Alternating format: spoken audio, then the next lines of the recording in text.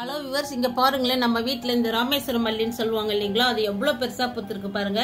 இது வந்து இன்னைக்கு எவ்வளவு பூ பூத்திருக்கு நான் கட்டி வச்சிருக்கேன். அதை உங்களுக்கு இப்ப நாங்க காட்டுற பாருங்க. எங்க வீட்ல டிசைனான பூ இருக்கு. இது வந்து ராமேஸ்வரம் மல்லி. இது ஒரு இருவாட்சி மல்லிங்க. ஆனா இது பாருங்களேன் எவ்வளவு பெருசா இருக்கு. எத்தனை அடுக்கு இதுல? ஒரு 4 அடுக்கு. 1 2 3 இங்க ஒரு 4 அடுக்கு இருக்குங்க. இது ஒரு விதமான இருவாட்சி மல்லிங்க.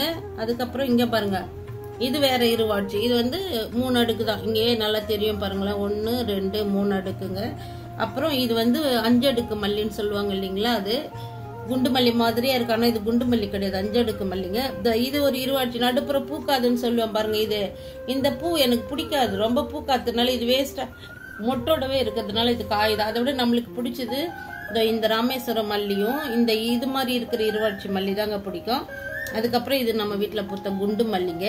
இந்த 5 வகையான மல்லி. இது வேற ஒரு இருவாட்சி. இது சின்ன இருவாட்சி, 3 அடுக்கு அந்த மாதிரி இருக்குங்க. இது வந்து ராமேஸ்வரம் மல்லி வந்து இப்ப பூத்த பிறகு எடுத்தது. இது மொட்டோட பறிச்ச பிறகு எடுத்தது. இது பாருங்க, இது ஃபுல்லா செடியிலே விட்டு பூத்தது. இது எப்படி இருக்கு? இது மொட்டோட பறிச்சு நம்மளுக்கு காலையில பூக்கும் இல்லைங்களா, இது எப்படி இருக்கு பாருங்களேன். ரெண்டும் ஒரே செடியில பூத்தது தான்.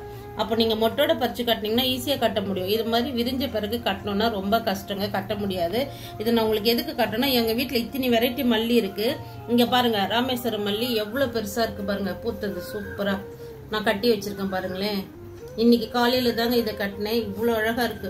இதை வந்து நம்ம ஒரு தலைக்கு வச்சாவே ஃபுல்லாவே நிறைஞ்சு இருக்குங்க. அப்புறம் நம்ம வீட்டுல பூத்தது இந்த பாருங்க, இது வெரைட்டியான குண்டு மல்லி.